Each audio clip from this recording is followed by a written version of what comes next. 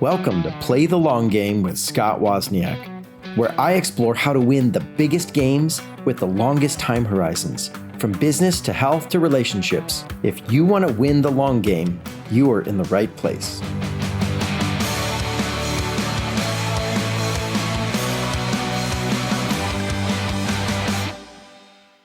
My guest today is a longtime friend of mine, Steve Adams. Steve is the co-founder of Embracing Brokenness Ministries, a visionary leader, man, is he ever, called by God to authentically share his profound spiritual journey. And man, he has had a journey. So he does that a lot through writing, blogging, podcasting, teaching, speaking at events, and also working directly with folks. Steve brings a message of healing and purpose to a wide range of audiences. He's on various platforms, and he gets in depth with questions like identity, healing, and purpose. And whether it's one-on-one in mentoring or retreats and seminars when he's speaking, he helps people go through a transformative journey. What's fun is Steve also gets to do this with his wife, Colleen. And so they created their own curriculum and put a lot of stuff online, and there's really cool websites. So Steve even works with everything from, I say diversity, everything from business leaders to prisons inmates, and helps them think about their life. His background is pretty baller and high capacity stuff. He has an MBA from marketing at Philadelphia's LeBeau College of Business at Drexel University, got a BA in business from Grove City College. He's got an expertise in sales, marketing, executive coaching, and leadership. He earned millions and had all sorts of big stuff before his life took a total left turn, which we get into a little bit in this one. And he reads a ton, like me. Steve's a great friend, avid reader of nonfiction, business, faith, literature, blogs, podcasts. He also does a lot of fitness and golf and photography. And man, he also serves and volunteers on some cool stuff. This is a guy doing a ton of things and doing them all well. It's really, really interesting. We could have spent several times on all this. And I can't wait for you to hear, how does a guy keep that kind of capacity going so long? So welcome to the show, my friend, Steve Adams. Steve, super fun hanging with you again. It's always awesome, brother. Welcome to the show. Well, Scott, thanks. You invited me, I invited you, and here we are back together again. I love it. Appreciate you. Great being here. Yeah, for those who don't know, first, I was a guest on Steve's podcast, and it went so awesome. Now, Steve is a guest on my podcast, but that's not how we met, man. For those who didn't get to listen to Steve's, first, I'd say go check out his podcast. Great stuff. And if you're just catching up now, Steve and I met on the other side of the planet. Pretty cool deal. It felt like it for sure. Yeah. Yeah. We met in India when we were there for, I guess it was a week and a half. And we did a variety of business training and ministry training and service projects, and had a blast, man. Some pretty epic stuff there. I think I looked that up, 2014. Yeah. Wow. Yeah. That's, almost 10 years, man. We're almost 10. Yep. We're moving there. That's right. So great conversations. But what I want to talk about is some of the adventures you've had. Just kind of, you've got an incredible variety, and we got a little taste of that when I described it, but I didn't even share all the stuff. I mean, you have done everything from international speaking, coaching. You've worked with kind of ministries and Christian side. You've done, do I remember this right? You had a jam company that you were part of? Yeah, we got to let's clarify that. That was the kind of jam you eat. Okay, yeah, that's right. Not right, boombox. right. You weren't a street dancer. No, another life maybe. Yeah, I mean, you have a remarkable diversity of some of the stuff that you've done, and so there's some interesting questions I want to get to because one of the things I've seen is your ability to learn really quickly and kind of adapt to a new environment, figure that stuff out. But also you've worked with a lot of variety of folks, industry-wise, different categories. And you and I've had some really interesting conversations about what it takes to actually thrive as a human that's universal. Because sometimes we focus on all this industry or that industry or this season. And there's like, no, there's some fundamental skills that have allowed you to swap from this category to that category. And I would say, Steve, I've been following you for 10 years. I think you get better and kind of do cooler stuff every year. You're you're not slowing down, you're speeding up. So, oh, you're the man. They can't see me right now. See, the gray hairs are there, so I'll give them a little backdrop for all that. That's fair. You're yes. There probably a lot of your peers are looking to slow down at this point, and you don't look at physically or career wise. You're still launching cool things, man. I mean, we literally just talking about your next book, getting ready for this call. Yeah, so right. It's fun stuff. So let me just start with the real basics. Where does the energy for all this stuff come, Steve? Like you physically, mentally, emotionally, like how do you keep your energy going? Yeah, there's so much to answering that question. It has to be 40 years ago now. Okay, all right, I gave something away. I'm at least 40. When you were 2, right? Yeah. Yeah. Well, my career started a long time ago. Right. I think there's a part of all of us that really have to examine, answer that question differently. But for me personally, lifelong learner means that you approach every day with a capacity to want to understand how you can get better. For me, part of it is physically. There's a part of that. My morning routine is pretty set. I am a guy who's all about routine to a degree. I'm a visionary, but I also enjoy the fact that I can get up and to get motivated. It requires a lot of discipline, I guess is the right word. I think any successful person in life and career and business and ministry, whatever you're involved in, there are disciplines involved, right? Yeah. And so for me, just get up in the morning, it's, before I even roll out of bed, I'm like, well, what is on the agenda for today? I'll look back even the night before and go, what are the successes today? And what am I looking forward to tomorrow? And before I roll out of bed, it's okay, Lord, like, what do you have for me today? What do we have together? What are we going to do? I get into a posture of sort of saying, well, first things first, I jump out of bed and head downstairs and I'll do the 15-minute kind of robust, get the blood flowing kind of routine, which does include burpees, by the way. Come on. Okay. I was literally just going to ask, but now I'm mildly embarrassed because I'm burpee. I'm not even sure I'm up for burpees yet. So no, listen, what does an actual robust routine mean for you? Well, some people that's like, I did some standing squats and that was it. Like what is actually your routine? That's part of it. There's push-ups, sit-ups, crunches, squats, pull-ups, planks, all those things, guys. You all know what they are. Yep. And the burpees, I've had to finish with burpees because by the time I'm done with 10 or 20 or 30 of those, I'm ready to just be exhausted and go back to bed. Yes, that's right. But look, it's about stirring the brain into a mode of just understanding what's next, and your body is part of that process, right? So when I go beyond that, not ashamed of this. I'm very proud of what God's done in my life, and my faith is a big piece of that. And so I'll just spend time contemplation and prayer and just meditation and listen to some motivational things in the morning. For me is just listening to scripture, just hearing God speak to me through his word. But it also is quiet time of just saying, okay, what's the focus? I've done some of my planning just like you do. I've seen recently you were out with your Alpha Pack and some other people. You're doing some things. We just got back from a retreat and it was great. Life plans and business plans and all that. Yeah, you got to do it. I mean, it's really critically important. But inside of that, you have a tactical plan every day that has to be implemented. So So I have this dinosaur of a book that your listeners may know that's called The 7 Habits of Highly Effective People, right? I mean, that's a classic, man. I mean, I know. 30 years, 40. I mean, that it's in the 80s. So understand this is my, early career language that he's speaking here. And even habit 3, put first things first. Right. So it really does come down to that, and he calls it principles of personal management. And it really is getting, you can't get to 10 unless you start at 1, 2, 3, 4, 5 and work your way in. So I have a list, like everything is broken down by day to say, I want to get this done. I want to accomplish certain things, but part of it is to begin with the end in mind, right? So all of these things that Covey talks about, Yes.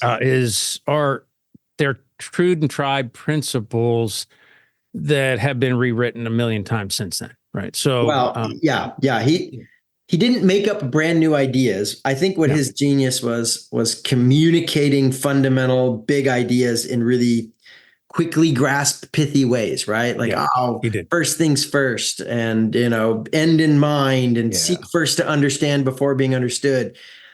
We've been saying that. The Bible's been saying that for like, thousands of years, right? This is not new concept. He did a good job of capturing it for modern readers. So, okay, I want to go back and underline a couple things. You yeah, made one sure. side comment that I made a little note like, oh, that's good.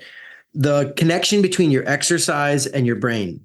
And I'll confess, in my early days, so I grew up as an athlete, worked out a ton, did all that, but it was always tied to my athletic performance. Right. My grandfather was a coach. My dad was one of my coaches. One of my brothers went pro. They both played in college, like Nice. athlete family, right? And so I played all those teams. I actually went to state championship in 3 different sports. I mean, we weren't just there to play, right? We were there to win. What do we got? Extra practice.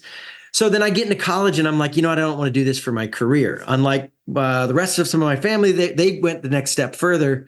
I mean, one of my brothers is still the head coach of a university soccer team. He went pro and now came back. So his career is sports. And I was like, love you. That's cool. Not my career.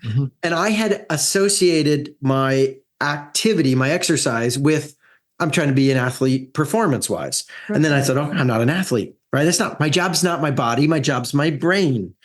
And so I just went to consulting and strategy and coaching and writing and all this cool stuff. That's my brain, and totally ignored the reality that my brain is a physical organ and the physical fitness of my body shapes how my brain performs.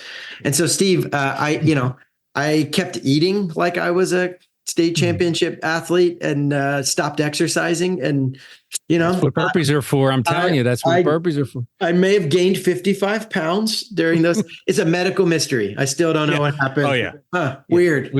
I don't get it either. Yeah. So but I eventually got back into it, not because I want to be an athlete, but because I realized I can't say that I'm doing my job to the best of my ability if my brain isn't at peak shape, and I can't have my brain at peak shape if my body's out of shape. Right. And so like they're hiring me for my brain and I'm giving them, 75% capacity brain because I just didn't want to do any exercise because I was like, why would I do that? I was the guy that made the jokes like, I'll run when somebody chases me, right? Like what are we running for here, right? Oh, man. And now I'm with you. It's literally the first thing I do. I get up, I go to the bathroom, and then I put on my running shoes. Ironically, running's been one of my go-tos. I'll do some calisthenics as well. Push-ups, sit-ups. I got a pull-up bar, all that. And then I just hit the road. And I will say what saves it for me is I put on audiobooks and headphones, because my number one problem is usually boredom. I actually don't mind the physical discomfort as much as I mind the mental discomfort of boredom. And so now it's like I'm learning while I'm running. I got this little loop around my area here that I run. And but I'm going to pause, and you casually threw that out, but that was a revelation for me. And it might be for some, if you're listening here, it might be like the challenge point we'd poke at here today. Steve and I's, both of our careers, really our brain. Unless I missed something, I don't think you're a pro athlete anymore, Steve. No. Like you, I played sports in college, high school and college. Baseball was my thing, but baseball players, that's supposedly a non-contact sport. We're not supposed to be guys that work real hard. Just look at what Babe Ruth looked like and a lot of other. That's fair. That's fair. Yeah. But I also played basketball, did some other things. So as you're talking, Scott, I'm thinking, some of the best times of reflection for me have been when I am running, or when I'm in the gym by myself, and I can just start thinking through and processing on a different level. I love the study of the brain, neurobiology. I think it's a fascinating subject. We can carve out these neural pathways by just rethinking and rewiring our brain to think certain ways. And part of that comes though, because we are physically in shape to be able to do so, and to be able to get the endorphins of the positive, Wow. things happening where we can do such a thing. And I believe in business and in life in general, there's the glass half full, the glass half empty. I tend to be the guy with the glass completely full. So I don't All right. often see the negatives of things that are around me, but that's why you bring people around you to help walk through those things. But Yeah. just to understand the opportunity, no matter where you sit in life right now, that you can change things. Like you can rewire, change things, and you can head in a different direction. If you're sitting here going, no, man, I ain't getting up that early. I'm not doing any of that stuff. Right. Okay, do it at night. I don't, here's the thing. There's no right way to do any of this. So, Yeah. we just have to take on the responsibility of taking care of ourselves. And by doing that, looking at others in our life, because the real important thing about any of this that we're talking about today, Scott, is that we have a purpose and a mission here. And it should be other centered, not just self centered. But if we don't get to a place where we're taking care of this temple of the Holy Spirit, if we don't take care of what God's given us, then everything else deteriorates. So we got off of the physical side, but I think it's really important. Well, it's funny that you went spiritual, because I think there's a loop, right? There is. I think the being physically healthy makes it easier for me to be spiritually healthy. Like, I like the sequence. You're like, got your body going, get your brain. It really does physically crank up a bunch of the chemicals in the brain. And then you sit down and you spend some time processing. And again, there's all these programs on how you would grow spiritually and do this stuff. And they're all fun. I think there's just fundamentals. That's it. Think and pray, like have a conversation, right? Read the Bible, like get the truth in there and just give yourself space to process. And again, you're right. I almost asked you what time you did it. And then I thought it doesn't really matter. Right back when you're like, who cares whether he does it at 4:30 or 7:30? It's a healthy practice. You should probably do that. Absolutely. Do it at 7:30 p.m. I don't care. Get a process going, a rhythm. And then what I think is, if you're spiritually, like, you kind of get the right purpose and you remember why you're here and kind of who you are, it makes it easier for me to like, some mornings I'm tired and I'm like, I don't really want to dig. Why am I doing this? Because I have a mission, because I have meaning and calling to my life that's beyond just feeling good today. And so this, the spiritual feeds the physical, which feeds the spiritual. It's like, it does. We are hybrid creatures, right? I think that's one of the big insights that shapes my life is, if you try to isolate it to a purely, when I'm talking about human stuff, right? If you try to isolate it to purely physical, or you try to isolate it to purely spiritual, and you divorce the fact that there's an interplay between these two, then I think you're having a hard time solving the problem. It's always both, because that's how I think God made us, is this. We're the hybrid creation.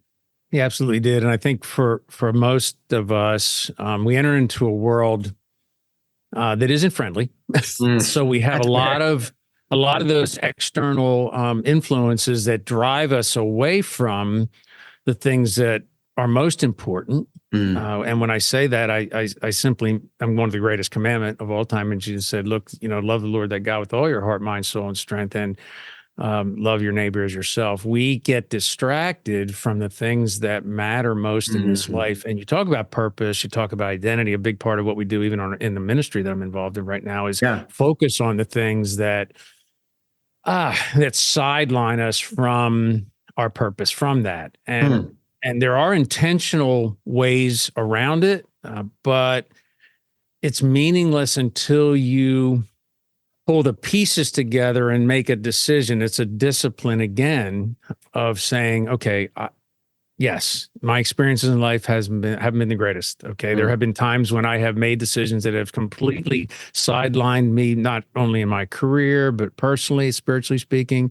But I can look back on those things and go, there's a lot to learn here. And I can go back and pull all that in to my being and say, well, how do I filter this through now? Because we only have today and the future to look forward to. So what are we doing to consolidate the knowledge that we've gained from the past, and in creating those practices that make a difference, not only in our own life, but in the people that surround us, that are important to us? I think that's really what it comes down to. Yeah. But actually, let's go there because Yeah. again, you talk about energy. Some of it's you just physically got to be capable of showing up, like keep the machine working well. But I think a huge part of energy is like knowing why, and there's a lot of drive that comes from that. So you mentioned helping people deal with some of the things that derail them from the big purpose. That's right. Can you call out a few? What do you think are some of the most common ones that we, here as a guide, you've been down the road, right? You've Right. helped a lot of folks. Like warning, there's a trap right there, right? There's a pit. Don't step in that one. What are some of the big things we need to watch out for that wreck us? Yeah, and I'll just give you an example because I got to go back probably 30 years for this one, but I grew up in my early part of my career was in the late 80s, so it was a dog eat dog world, right? So it wasn't as much. It was Gordon Gekko, Wall Street. Oh yeah, it was greed is good. Okay, yeah. so I was I believed in Jesus when I was a kid, but I got to a place in my life where my own drive for significance overrode what I knew to be true about myself and about others around me. And so what I made the vital and really poor decision was to chase the world's idea of what success looks like. And so in doing so, I built an empire, built a business that was very successful in Philadelphia back in those days with some partners. And what would have been the world's definition of success at that time? Oh gosh, well, it's just he who dies with the most toys wins. I mean, it is it's the, I was driving my Lincoln Town car, which is the biggest car on the road. I had my oceanfront properties, condos in it too, flying all around. So I had all the things the world would consider to be significant and measure of success. Yep. Yet I was losing my soul. Like it's like Rockefeller, was asked, how much is enough? Well, just a little bit more. Right. Yeah. So it is always that mindset in the world that we live in. So to answer your question, I think for me, looking back at some of the influences in my life that drove my decision-making process, filtered only from a world's lens, landed me in a compromising situation because I chose something. I chose that over what I knew to be true about myself and others. So, what we must do as we process our all of this is it's not all that bad an idea to take a look at the past and go, what were the negative influences in my life? Are there lies that I'm believing about myself, about this life that's driving my choices, my decision-making process? And I would do things a lot different today back then because I did compromise, and it landed me in a heap of trouble in ways that I never would have anticipated. Right. Without going into that long story. And I lost everything. So I made millions and I had it stacked on top of each other. And I lost it all because I made a decision driven mostly by my own need for significance rather than the right decision that would have been the best for myself, my family, my faith, and the people around me. There is a temptation that exists today. And I think we're better today at hiding things. Back then, like it was, if I didn't like you, I'm from Philly, so we don't really hold back a lot. I was gonna say, yeah. I mean, I'm an Eagles fan. I'll tell you right now, it was really hard to watch them lose a playoff game. And they have a reputation there in Philly. I've been a season ticket holder for all those years, and we have a reputation, but I was good. Yeah. And sorry to bring that up. It really is still painful for me. I was going to say, that's getting real personal now, Steve. I know. Serious here. Right? So, if you want to stab somebody, you just do it straight up. Like, because you claw over the next guy to get to that other level. Yeah. It's just not who I want to be. It's not, it's just not a purpose-driven life that makes sense to me anymore. So later in my years now, since I do have those gray hair, I can tell listeners just if anyone out there is wanting to understand on a deeper level, like what is this about? Just spend some time asking yourself these questions. Am I pursuing life from a world's perspective and what that would be defined as in terms of successful, or am I looking at it from a kingdom perspective? And if you're not a person who understands what that means, then it's more about looking at the people around your family, the impact that your decisions have on you and those around you as being the most important ones you'll ever make, and not striving for something more, because as you all know, it is just never going to be enough, if that makes sense. Yeah. One of my favorite quotes on this, interestingly, comes from Jim Carrey, the ridiculous comedian, right? And he said, I wish everyone could become rich and famous so they would find out that it does not produce meaning and happiness. Yeah. Because I think what we keep telling ourselves is if I could just have that thing, if I could just be rich and famous, then this like hunger in me would be satisfied and I could relax and I'd be happy with my life. And he got there and he said, dang it. Now, Will Smith said a similar thing in his book.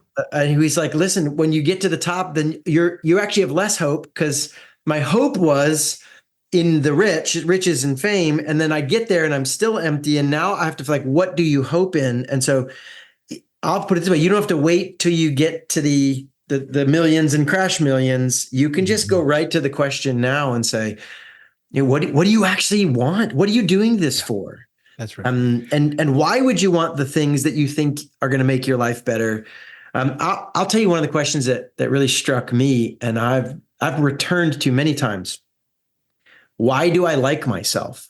I mean, in those moments when I do, because let's be honest, the other question is why don't I like myself? And in when I like myself, why? What is it going on that I'm like, oh, that's why I feel good about myself, right. Or this is why I feel bad about, and that'll often surface some of these lies, these things I'm hanging on to. Like I used to say I would like myself when I got really good grades. I had a good academic brain, so when I got my first bad grade in college, it was like, oh snap, do I still like myself? Am I still a valuable person because I have a bad grade? Which sounds silly now, but at the time, what I realized is I was anchoring my identity on that accomplishment. And so, or I'm in despair. Why? Because I literally just talked to a buddy last week who was telling me about a time in his life when his job started going south and he seriously considered suicide. I planned it out, and thank God did not execute on it. And he's like, because what had happened is he tangled, if I fail at this job, then I am failure and I can't live with myself if I'm a fit. And it literally, by the way, the solution was he went and talked to his boss and they're like, oh yeah, that's an unrealistic project. You shouldn't set that goal. We were wrong. You can't do that. Wow. And they just fixed the goal. And that's all it took to fix it was his boss was like, oh yeah, that's unrealistic. We shouldn't do that. But he was so afraid of saying he can't hit the goal that he seriously got to the edge of suicide. Why do you like yourself? Why don't you like yourself? Or what am I living for? What is the purpose I'm chasing? That feels fluffy, but I'm going to tell you, it changes the goals I set for the year. It changes really simple things. What do I do on the weekend when my kids want to hang out with me, but I have this task I wanted to get done? Which is more important? It's really incredibly practical to ask this very big question. Well, it's huge. And because one of the biggest mistakes I made back then was, there was no limit to the amount of hours I was willing to commit to this business and getting to the goals that I set. We talk about work-life balance. That's a big thing in millennial categories. Guess what? There's some logic to it too.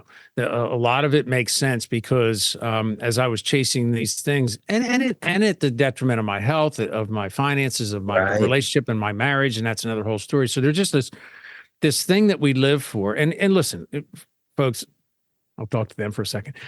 We are all influenced by our parents in significant ways, but also coaches and people in our life that become really, really important to us. And I can look back and think through that, but not always in a positive way. And so you end up with the records playing in your head. For me, it was my dad, who was a World War II vet. He was a hard-nosed guy. He didn't speak much, and when he did, it was mostly critically. And so I lived under this umbrella as an only child, especially believing that I had to be all about the performance, all about people pleasing, all about, I almost feel like he lived vicariously through me. He did. And he was my coach in baseball. That's the worst combination you can ever imagine. And I was a decent player, hit third, was a pitcher. I mean, there were so many stories I could tell you about the disappointment. I threw a one-hitter, got the home run could beat the other team. It was a 2-run homer. We won, and I threw a one-hitter, and I get in the car, and my dad looks at me and goes, man, if it wasn't for that one hit, it would have been a perfect game. Okay. Wow. When you live under that sort of condemnation and you start to believe that about yourself, that drives choices. That drives your choices in life. Right. I read about this, I think it's in Edinburgh, Scotland, this place called the Library of Mistakes. Okay, so mistakes. The Library of Mistakes, and it was formed after 2008, after the collapse, financial collapse. When we had a couple of mistakes to talk about, yeah. So I think there was it's a collection of over 2,000 books that help educate people on economics and not repeating the same mistakes over and over again. Library mistakes. Okay, we should probably have one of those somewhere that we would look up to remind ourselves, though. The problem becomes the recordings that just surface in our own brain that drive us to decisions that repeat themselves, rather than I'll call it healing, inner healing. The self life has become such an important part of Western culture and society. It's all about me. So how do we balance that idea and notion with the healing available in a relationship with God, but with the people in community to help make us accountable for those decisions? Well, like you said, Jesus boiled it all down to love God with all you got, love your neighbors. And there's 1,000 ways to figure out how to do that with excellence. But if you stay in this isolated, only love myself, it's me, you don't connect with God or your family, people around you. We weren't made to be solo. We shrivel in that scenario. All right. And Scott, listen, both of us, I did some business consulting like you're doing right now for years, worked with entrepreneurs. Most of them were kind of kingdom minded. I'll call it that. People that believed were Christ followers, but many weren't. But we all set goals, right? But if that becomes the only thing that's important to us and we neglect all the other things, you mentioned it earlier, because, you're making these plans, but are we that driven where we're not willing to just back up for a minute and go, wait, what is the impact of all these choices that I'm making on those around me and even me personally? Because is that really about who I am? If I miss that thing, and I don't mean to make light of this, am I looking to end my life as a result of not getting to that? Yeah, guess what? A lot of people did in the '08 collapse, and back in 29 Wall Street, they were jumping out of buildings, right? So let's just be honest. We are misprioritizing the most important things in life. Even when we're striving in our business setting to get to that next level, I would encourage anyone to just take inventory about those priorities in your life. It really is important. I love that. And it's timely. We're recording this in January of the year. And again, I just finished that retreat. And I just talked with one of my own employees who I've given him an update. Hey, here are the plans that came out of the retreat, because some of that is our business plan, right? But for me, the business plan is a piece of the larger life plan. Here's my life. Some of that includes the business stuff I want to do. But that also includes my family and my faith and my exercise and all the activities that I'm doing. They all have to point in the same direction or work with each other. And I don't think you have to overcomplicate this. If you don't have a practice like this in your life, it might be as simple as what Steve started this whole thing with. Get up and get your body moving. And if you're not ready for burpees, walk around the block. You'll get there, right? Someday you'll get to Steve level. But start with something basic and then sit down and ask a couple of big questions. And you talked about this, Steve, these old tapes, because our parents and coaches and friends and all these things that got pumped into us. One of the medicines, right? One of the alternatives you can take to rewrite some of that is to put in good stuff. And that's where I think reading the Bible for me and you is such a powerful thing. It's not like I haven't read those words before. I've at this point been decades and decades. I've read every section of the Bible at some point. It's not that long of a book. It's I'm putting new tapes in my head. Like, okay, all that other stuff's coming in. I need to counter it like antibiotics, right? To say like, okay, put some truth, some encouragement, some insight.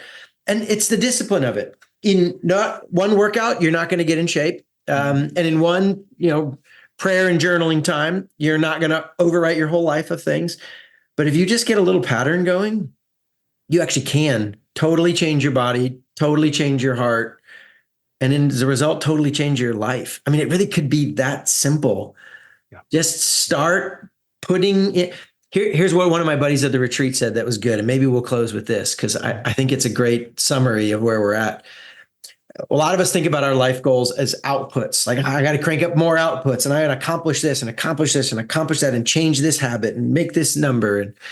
And he said, I think the key is actually, my plan is more this year about how do I change my inputs?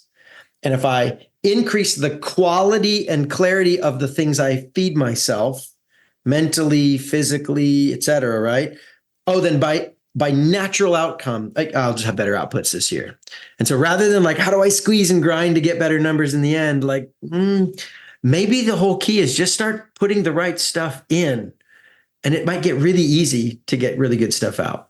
Well, I agree. I looked down here to see this. There's a quote from somebody that I follow. He's also a well-known business coach. We think we know far more than we do because we focus on knowns and not unknowns.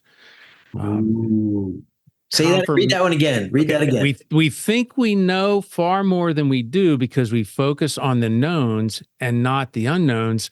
Confirmation bias on steroids. Whew. That is brilliant. Yeah. It's the unknowns are the things that we need to focus on, asking the right questions of the key people in our lives. We didn't talk a lot about community, but that's critical to survival in any business setting and life in general. And we have some of the best examples in the scriptures of what community looks like. We have the Trinity, but we live in an age of plenty of confirmation bias, right? We hang out with the same people that think the same way. And I think the unknowns are the ones that we need to seek after for clarity, and bring ourselves back around to focusing on purpose, focusing on what really matters in the life that we have. Because it's a short term. This is like a blip on the radar screen. It's like a short term mission trip. Linda Ellis, I guess, did the dash on your tombstone. We all think about that, right? Yeah. Yeah. There it is. Thanks, brother. Yeah, man. It's so great to be with you. Thanks for having me on and spending this time together. Yeah, man. Back at you.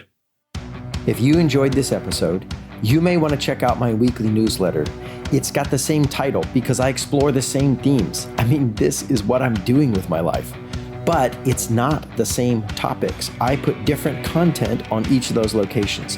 It's a short newsletter. I try to make it very brief, highly condensed, lots of wisdom, very few words. If that's interesting to you, check it out. You can go to scottwozniak.com and click the newsletter option on top of the page, or just use the pop-up box. That's SCOTTWOZNIAK.com. Or if you want to build a legendary company, you can check out my company work at swozconsulting.com. That's SWOZ consulting.com. And whatever you're working on today, don't settle for the small game. Think bigger. Look further down the road. Play the long game.